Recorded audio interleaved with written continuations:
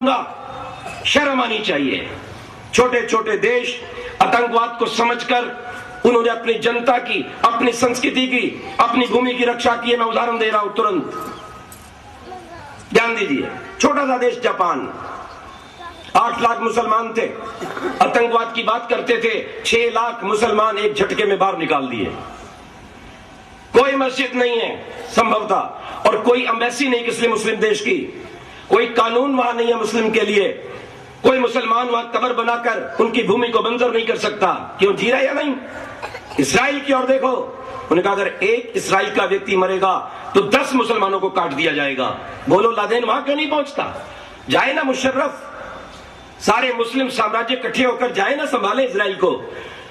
भारत के नेताओं को इसराइल से सीखना चाहिए, जापान से सीखना चाहिए। ये छोटा सा देश है हमारे बाजू में, बर्मा, इसने 2.5 लाख मुसलमान, जैसे इन्होंने आतंकवाद का नारा लगाया, अल्लाह अकबर कहा, उसने 2.5 लाख उठा करके बांग्लादेश भेज दिए। बांग्लादेश वाला बड़ा दुष्ट निकला। वैसे कुरान के नियम के अनुसार अगर किसी देश से इतने लोग चले जाएं तो उस दूसरे देश को इस्लामिक राज्य वाले को अपनाना चाहिए। इसने नहीं अपनाया, इसने वापस भेजा, जो नहीं गए गोलियों से भून दिया। तो बहुत से मुसलमानों की गोलियों से मारे गए। जो वापस पहुंचे, बर्मा वाले ने भी नहीं रखा, अपना कानून बिल्कुल पक्का कर लिया, वोट का अधिकार समाप्त कर दिया, सरकारी सुविधाओं को रोक दिया। वहां से मुसलमान भागकर मलेशिया आदि चले गए और आधे रास्ते में मर गए। बर्मा शांत, जापान शांत। कंबोडिया को देखिए, कंबोडिया ने सब पादरे कर दिए, सब मस्जिदें तोड़ दी, हज का अधिकार समाप्त, बांगे देने का अधिकार समाप्त, कोई अलग लिपि नहीं है, याद रखना, बिल्कुल शांति। आइए आगे बढ़िए रूस की ओर। रूस को तोड़ने वाले यही थे, ये इस्लामिक गद्दार। आज रूस ने अपने यहां से हजारों मस्जिदों को बुलडोजर फेर के साफ कर दिया है, अनेकों को फांसी पर लटका दिया, गोलियों से भून दिया।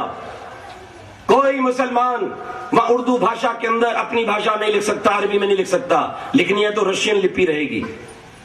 बिल्कुल ठीक बात है, बिल्कुल ठीक बात है। और केवल 1-2 मस्जिद रूस ने छोड़ी है, किसके लिए?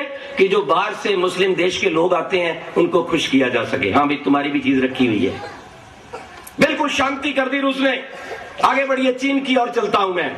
चीन ने तो भी पिछले दिनों नियम बनाया, हजारों मस्जिदें तोड़ दी, लाखों मुसलमान काट दिए, क्योंकि वो भी वहां पे झंडा लहरा रहे थे चांद तारे का, इस्लामिक राज्य बनाएंगे। काट पीट के सब बराबर कर दिए।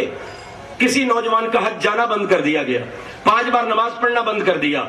हर मुसलमान को चीनी औरतों से शादी करनी पड़ेगी, चीनी भाषा सीखनी पड़ेगी, और चीनी लिपि में ही वो उर्दू को बोलते हैं। क्यों जी?